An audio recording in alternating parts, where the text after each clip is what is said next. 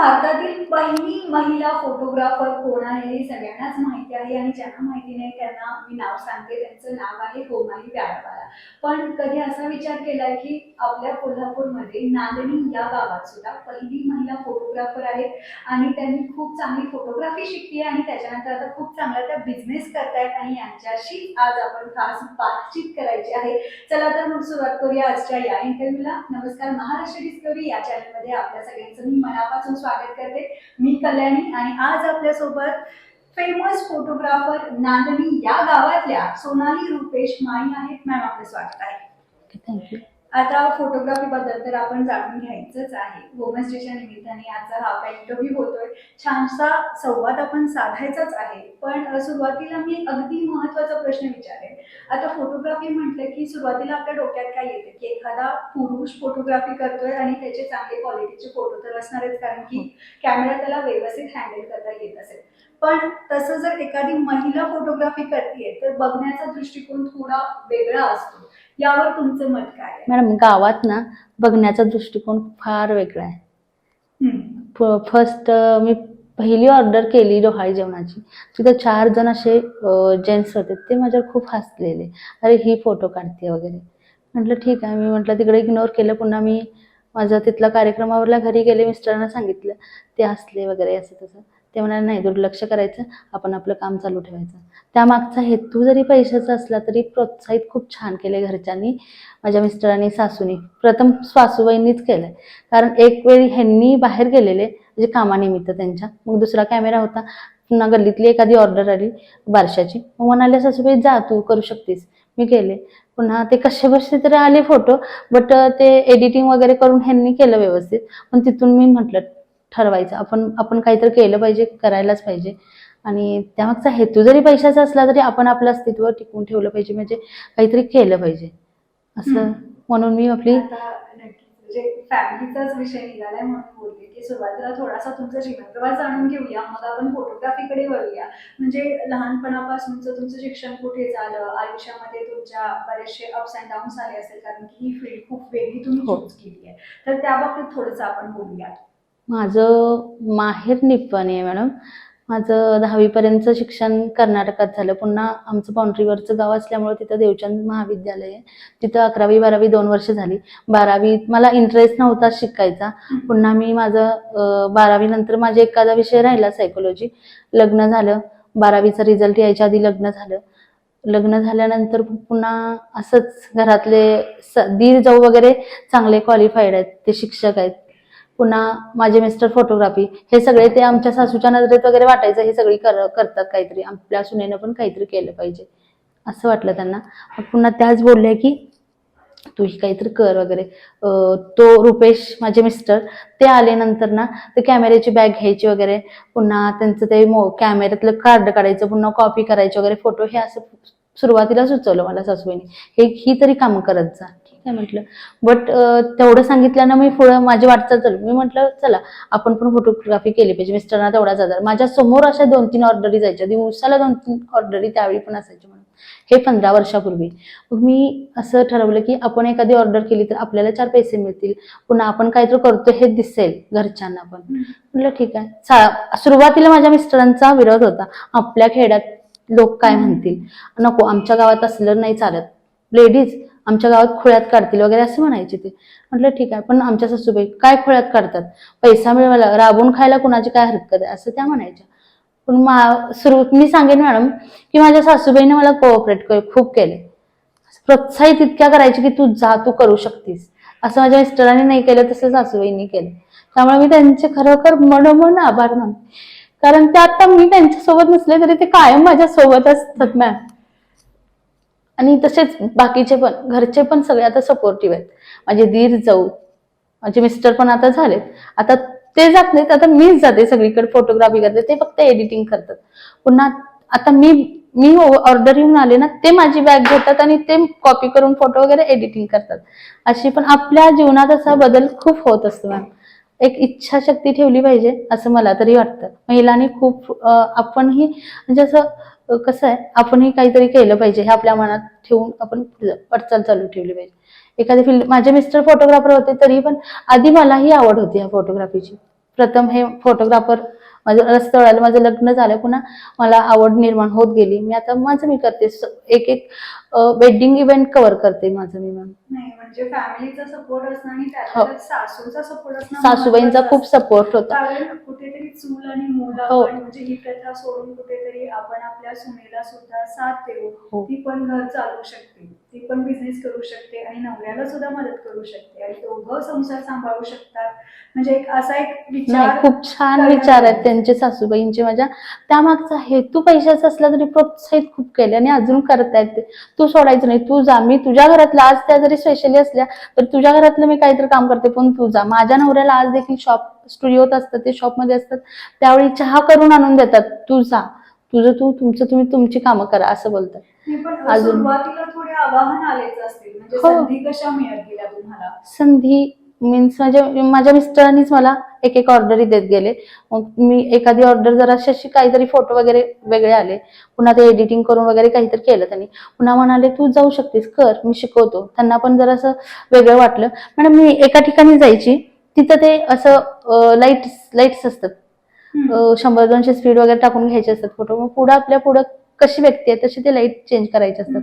माझे मिस्टर पळत पळत यायचे, अगं हा 200 स्पीड ठेवलेला, मी 100 स्पीड करून देतो. मग हे तुम्ही मला माहिती द्या ना, म्हटलं मी. ॲपर्चर शटर आणि मॅन्युअल वगैरे फंक्शन्स असतात. मग ते एक दिवस मला बसून सगळं सांगितले. पुन्हा मग मी आता माझं मी करते. पण आधी असं, सुरुवात कधी लग्न समारंभात तुम्हाला असं वाटलं का की कोणतरी आपल्याला नाही, असं अजिबात. हसतंय किंवा आता मी कोणतरी तिकडे आपल्या हसण्याकडे दुर्लक्षच बघतंय? करते मॅम. आता अजिबात नाही बघत. जरी हसलं ना, मी तिकडे बघत नाही त्यांच्याकडे, पण प्रत्युत्तर पण तितकंच देते की का कोणी काय करू शकत नाही, लेडीज असले म्हणून काय झालं, मी करते. मी एवढ्या वजनाने देखील मॅडम एक अशी स्टेज बरोबर चेअर ठेवून फोटोग्राफी करायची, तेवढी वर चढते उतरते, जर वर चढते उतरते, ती लोक बघत असतात, ही जाडी असून सुद्धा फोटो काढते, हे वेगळं पण बघतात, असं वाटते मला. मी नाही, दुर्लक्ष करते. आता इतक्या ऑर्डर्स येतात मॅम. आता मी आज देखील ओटी भरण ऑर्डर करून आले. म्हणजे रोज शेड्यूल टाईट असतं. आणि तसं पण काही नाही की आमच्याकडे खूप कामं असतात लेडीज. आता मी पहिलीच आहे, त्यामुळे ओटी भरण, डोहाळे जेवण हे तर फंक्शन्स खूप असतात माझ्याकडं. मला असं वाटतं की याच्यामध्ये स्त्रिया नक्की सपोर्ट करत असतात. हो. कारण की obviously हो, माझी हा. माझी मैत्रीण आहे काय, सुनीता दामटे, त्यांनी इतकं सपोर्ट करतात ना, त्यांना खूप वेगळं पण वाटलंय माझ्यातलं. मी पहिली महिला फोटोग्राफर, इतकी अवाक झालेले. त्या बोलल्या की पहिला तुम्हाला बघितल्यानंतर असं आपण पण काहीतरी केलं तर पाहिजे. त्यांना पण असं वाटतं तुम्ही तुमच्यात वेगळं वेगळं पण आम्ही बघतोय, असं बोलतात. नाहीतर खेड्यात असतात बायका की ही काय पुरुषांसारखं अशी फोटो काढते वगैरे, असे टिंगल करणारे खूप आहेत मॅम, मला भेटलेत. अजून देखील पुरुष असं जेंट्स वगैरे असे बोलतात, पण मी नाही, दुर्लक्ष करते तिकडं. आता कसं झालंय की जेव्हा करिअर ओरिएंटेड आपण होतो तेव्हा स्त्रिया स्त्रियांना सपोर्ट करतात, हो. पण अजून पण कुठेतरी पुरुषांचा बघण्याचा दृष्टिकोन बदललेला नाही. नाहीच पण आहे. जेव्हा तुम्ही या क्षेत्रामध्ये आला तेव्हा म्हणजे तुमच्या डोक्यात कुणाचा तरी आदर्श असेल की मला यांच्यासारखं व्हायचंय, कोणतरी रोल मॉडेल असेल, हो. त्याशिवाय तर तुम्ही या क्षेत्रामध्ये नाहीच आलाच नसाल. नाहीच नाहीच मॅडम. माझ्या मिस्टरांचे एक योगेश खाडे फोटोग्राफर आहेत, ते आता अपंग झालेत. त्यांचा एक 10-12 वर्षापूर्वी ऍक्सिडेंट झाला.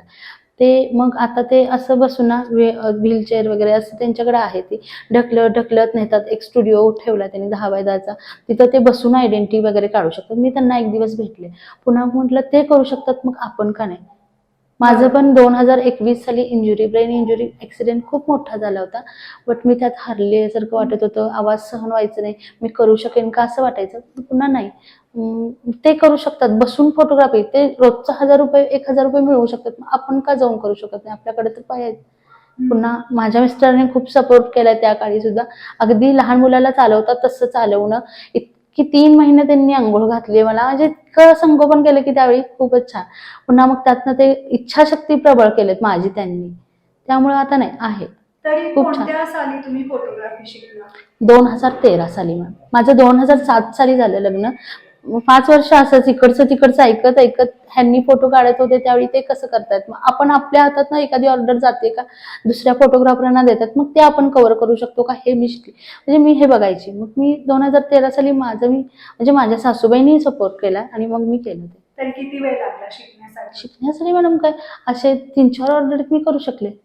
आणि आणि म्हणजे आता सुरुवात जेव्हा आपण कॅमेरा ओपन करतो आणि एखादा फोटो क्लिक करतो हो. तेव्हापासून होते, तर की नॉर्मली आपण एखादा मोबाईल शिकायला थोडाफार वेळ लागतो. लगेच हो. म्हणजे अँड्रॉइड किंवा ऍपल म्हणा, ऍपल घ्यायला थोडं आपल्याला कळण्यासाठी फंक्शन्स थोडा वेळ हो. लागतो. तसं कॅमेरा म्हटलं की ऍज कम्पेअर टू एखादी मुलगी पटकन लक्षात येत नाही गोष्टी. नाही म्हणजे असं नाही मुलगी किंवा मुलगा मी म्हणणार नाही हो. याच्यामध्ये, पण एक पिरियड लागतो की 6 महिने, 1 महिना, 2 महिने. तसा तुम्हाला किती नाही शिकण्यासाठी मॅडम, वेळ लागला? मी बघायचे यांच्याकडनं शिकायची. म्हणजे हे आले ना कसं काय कंपोज वगैरे करायचं, ह्यांनी शिकवायचे. थोडं थोडं आधी थोडं थोडं सांगायचे मला असं कंपोज कर वगैरे. बसल्या बसल्या फोटोज वगैरे काढायला लावायचे आमच्या इथं. मग मी त्यातून शिकले. पुन्हा एखादी ऑर्डर केली. एका ऑर्डरीत बारशेची ऑर्डर होती ती, मला गल्लीतच होतं ते. पुन्हा थोडं थोडं असं मी अँगल चुकायची. पुन्हा असे डोळे झाकलेले वगैरे फोटो यायचे. पुन्हा असं काहीतरी वेगवेगळं व्हायचं. मग त्यातनं सुधारत गेले. मग ह्यांनी पण शिकवलं. असं नाही की बाबा असं एखादी ऑर्डर अशीच गेली मॅम माझी. आम्ही त्यांच्याकडनं माफी मागून त्यांचे पैसे परत वगैरे केलेत. असे प्रसंग खूप एकदा झालेत, पण त्यानंतर शिकवलेत मला. आता फोटोग्राफी म्हटलं की कॉम्पिटिशन असू दे, असतंच, स्त्री असते किंवा पुरुष हो. असू दे, तुमचं सुद्धा कॉम्पिटिशन कुणासोबत तरी असेल. असणं हो आहेच. मग असं मला ही संधी मिळते किंवा ही संधी त्यांना मिळते असं काही असतं का? अशी चर्चा असते का तुमच्यात? चर्चा माझ्या मनात असते. माझ्याकडनं अशा ऑर्डर घालवू देत नाही मी. म्हणजे माझ्याकडे जेवढ्या ऑर्डर येतात, एक आता एखादा नवीन फोटोग्राफर झाला, माझ्याकडची ऑर्डर त्यांच्याकडे गेली तर मला असं वाटतं आपण कुठेतरी चुकलोय. आपण क्वालिटीत काहीतरी फरक पडतोय की आपल्या हिशोबात, म्हणजे आपल्या बिलात वगैरे काय फरक पडतो हे मी बघते अगदी तपासून. आणि मग ते बिलात आमच्या खेड्यात कसं असतं मॅडम, आता पर फोटो 30 रुपये, त्यात 25 रुपयाने एखादा फोटोग्राफर देतो. आणि असोसिएशन वगैरे आहे आमचं जयसिंगपूरला, शिरोळ तालुका असोसिएशन वगैरे फोटोग्राफीचं. तिथं जरी दर आज 40 रुपये जरी असले तर आमच्या गावातले फोटोग्राफर 30 रुपये करतात. 30 रुपये एखादा फोटोग्राफर सांगितला, ते चर्चा 4 जणांच्यात होते. 4 फोटोग्राफर एकत्र येतात. त्यात माझा नवरा 5वा असतो. त्या 5 जणांच्या चर्चा होती की 40 रुपयाने फोटो द्यायचा. आणि त्यातलाच एक फुटतो, तो बाहेर 25 रुपयाने देतो. त्यातला एक 20 न देतो वगैरे. असं होतं. भरपूर ठिकाणी असं होतं. आणि आमच्या गावात पण तसंच होतं. बरं आम्हाला सांगतात 40, पण मग आम्ही नाही 40 नाही, आम्ही 30 देतोय ना, आम्हाला परवडतंय ना 30 घेतो आम्ही जे आहे ते म्हणजे आहे. ऑलमोस्ट 10 वर्ष तुम्ही या हो. फील्डमध्ये आहात. ॲज अ पहिले महिला फोटोग्राफर. तुमच्या हो. नंतर अजून कोण आले का की तुम्हाला नाही इन्स्पायर होऊन नाही, त्या सुद्धा अजिबात फोटोग्राफी करतात? अजिबात नाही. माझ्या विरोधात, म्हणजे माझ्या बरोबरीला अजून कोणीतरी नाहीच आहे आमच्या गावात मग तुम्ही फोटोग्राफर. असं मुलींना प्रोत्साहन करताय हो, का की तुम्ही या मी क्षेत्रामध्ये या म्हणून? मी प्रोत्साहित करते मॅम. म्हणजे मी असं प्रोत्साहित करत नाही की म्हणजे माझ्या अशा डोळ्याखाली नाही चालल्या. फोटोग्राफी अजून देखील खूप असं वाटतं लोकांना की यात काय पैसा नसतो, हे काय करायचं, फोटोग्राफर काय, यांना काय किंमत असते वगैरे, अशा अजून मानसिकता आमच्या गावातल्या मुलींची. आमच्या गावातल्या मुली खूप शिकतात मॅम. खूप शिकतात. मग त्या फोटोजला वगैरे माझ्याकडे येतील, बट मी असं सांगण्यात आणि त्या ऐकण्यात कधी असं झालेलं नाही की मी सांगावं आणि त्या ऐकाव्या वगैरे. फोटोग्राफीकडे कल कमी आहे ना मॅम आमच्या गावात. अगदी बरोबर. याचा कल कमी आणि एक तर खेडेगावात हो. असणं आणि खेडेगावातली जे थोडीशी विचारधारणा वेगळी असू शकते आणि हो. ॲज कम्पेअर टू शहर जिथे सुशिक्षित लोक हो. असतात. हो. पण मी म्हणेन की आवड असेल तर सवड मिळते आणि हो. जिद्द असेल आणि इच्छाशक्ती असेल तर तुम्ही कोणतंही काम करू शकता. फक्त आपल्याला एक सपोर्ट लागतो फॅमिलीचा, तो मिळाला तर कोणतीही स्त्री उभा राहू हो, शकते. उभी राहू शकते. हो. तुमच्या डोक्यात असा काही प्लॅन आहे का की आता मला काही मुलींना ट्रेनिंग द्यायचं आहे फोटोग्राफीचं, असं काही? ट्रेनिंग वगैरे मॅडम अजून तरी काही नाही केलेला प्लॅन. मेन म्हणजे आमच्या गावात मॅडम असं फोटोग्राफीकडे कल, फोटोग्राफी शिकणार आहे मॅम, आम्हाला शिकवा असं म्हणून कोणी म्हटलेलंच नाही. त्यामुळे काही शिकवण्यात असं आम्हाला पण वाटत नाही. तुम्हाला असं वाटतं का की एखादी तरी मुलगी माझ्या गावची पुढे यावी माझ्याकडनं आणि तिला शिकावी वगैरे? फोटोग्राफी शिकवेल, असा तुम्हाला जर काही मेसेज द्यायचा असेल तर नक्की तुम्ही देऊ शकता. हो मॅम, माझ्यापेक्षाही कुणीतरी मोठं व्हावं, माझ्यापेक्षाही कुणीतरी छान फोटोग्राफी करावी, आपलं पब्लिश व्हावं असं मलाही वाटतं. पण ऍज अ स्त्री म्हणून आता तुम्ही फोटोग्राफी पण करता, तुम्हाला एक मुलगा सुद्धा हो. आहे, परत फॅमिलीच्या सगळ्या गोष्टी बघाव्या लागतात. किती अवघड आहे, किती सोपं आहे, कारण स्त्री म्हणून एक बऱ्याचशा रिस्पॉन्सिबिलिटीज असतात. म्हणजे एक म्हणणार नाही, बऱ्याचशा, जेवण करणं, बाकीच्या गोष्टी सांभाळणं, आपल्या मुलाला सांभाळणं, परत तुमची फोटोग्राफी सांभाळणं, हो. या सगळ्या गोष्टी तुम्ही कशा हँडल करता? मी सकाळी 5ला उठते मॅम. 5ला उठून आपली सकाळची वगैरे कामं आवरून घेते. देवपूजेपासून फरशी पुसण्यापर्यंत 10 पर्यंत आवरतं. जेवण स्वयंपाक खायचे 10 पर्यंत, पण पुन्हा डबा भरायचा 10ला, मुलाला घालवायचं. 10 नंतर माझ्या मिस्टरांचा डबा स्टुडिओत नेऊन द्यायचा. त्यांना ते जेवण वगैरे 10चं 11 नंतर वगैरे त्यांचं जेवण होतं. तिथून एखादी ऑर्डर आली की एखादी ऑर्डर आपण करायची, पुन्हा स्टुडिओ सांभाळायचा, हे वगैरे चालू असतं असं. माझे मिस्टर फोटो एडिटिंग करतात, मी एक्सपोजिंग करते. पुन्हा मी एडिटिंग शिकते, आता शिकेन एक थोड्या दिवसातच. त्यामुळे म्हणजे आता फोटोग्राफीमध्ये बरेचसे लोकांचे ड्रीम्स असतात की हो. आता सपोज म्हणजे मी ह्या लेवलला आहे तर मला आता ह्या लेवलला जायचं आहे, असं काहीतरी खूप मोठं सक्सेसफुल व्हायचं आहे. हो. तसं तुमच्या मनात तुमचे फ्युचर गोल्स असतील, तुमची ड्रीम्स असतील, ते काय हो, आहेत? आहेत मॅम. माझे खूप अजून माझा आत्ता DSLR आहे माझ्याकडे. का मिररलेस घ्यायचंय, फायनान्शियल प्रॉब्लेम्स असल्यामुळे नाही घेऊ शकत. मला पण व्हिडिओग्राफी, माझं एक ड्रीम आहे की माझ्यासोबत माझ्या नवऱ्यानं फोटोग्राफी करावी, पुन्हा मी त्यांच्या साईडला थांबून मी व्हिडिओग्राफी करावी, असं ड्रीम आहे. बट अजून तरी काय होऊ शकणार नाही ते, कारण फायनान्शियल प्रॉब्लेम्स असल्यामुळे. बाकी होईल पुन्हा. अजून आत्ता एक ड्रीम बघितले, बट बघू कधी पूर्ण होईल. नाही, नक्की तुम्ही तुमचे ड्रीम्स कम्प्लीट करू शकता, कारण तुम्ही इथपर्यंत आलेला आहात आणि काहीतरी एक वेगळी गोष्ट करताय. हो. आणि जसं मी म्हटलं ना की तुमची इच्छाशक्ती आहे, जर जे इम्पॉसिबल आहे तुम्ही पॉसिबल करू शकलाय तर सगळ्याच गोष्टी तुम्ही पॉसिबल करू शकता.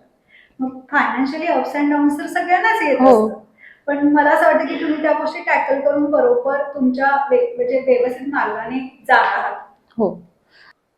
आता एक स्त्री म्हणून तर तुम्ही तुमचं काम व्यवस्थितरित्या जबाबदारी तुमची पार पाडतच आहात. हो. पण इतर स्त्रियांना तुम्ही काय मेसेज द्याल जर त्यांना आत्मनिर्भर व्हायचं असेल? हो, प्रत्येक स्त्रीनं काही ना काहीतरी केलं पाहिजे, आपलं अस्तित्व टिकवलं पाहिजे. आमच्या खेड्यात असं आहे की एखादी बेकरीत जाऊ शकते कामाला, एखादी म्हशी सांभाळू शकते, पुन्हा बेकरीशिवाय आमच्याकडे पर्यायच नाही. गणेश बेकरी, पुन्हा कुर्डे बेकरी वगैरे अशा बायका कामाला जातात. एखादी दूध डेअरी जाते, एखादी पिगमी वगैरे गोळा करते. पुन्हा असं आमच्या गावात मीच पहिली फोटोग्राफर. माझ्याकडे खूप उत्सुकतेने बघतात. काही काही ठिकाणी आमचं गाव 25,000 लोकसंख्येचं आहे मॅम, पण खूप छान प्रतिसाद मिळतोय. अजून आता आहे व्यवस्थित. नाही, 25,000च्या लोकसंख्येमध्ये जर एखादी महिला सुद्धा खूप चांगल्या मार्गावर असेल, एक चांगली बिझनेस वुमन होत असेल, ते पण फोटोग्राफीमध्ये, तर याच्यामध्ये काही वाईट गोष्ट नाहीये. आणि मला असं वाटतं जर तुम्ही जसं म्हटलं की माझ्याकडे लोक आता वेगळ्या दृष्टिकोनाने, चांगल्या नजरेने म्हणजे बघतायत, हो. म्हणजे हा आदर्शच समजला हो. पाहिजे. हो. आणि मला असं वाटतं की तुमच्यासारख्या अशा बऱ्याचशा महिला सुद्धा उतरतील या फील्डमध्ये आणि खूप चांगली कामगिरी करत आहात. आणि खूप छान वाटलं तुमच्याशी बोलून, त्यासाठी मी आभारी आहे. थँक्यू.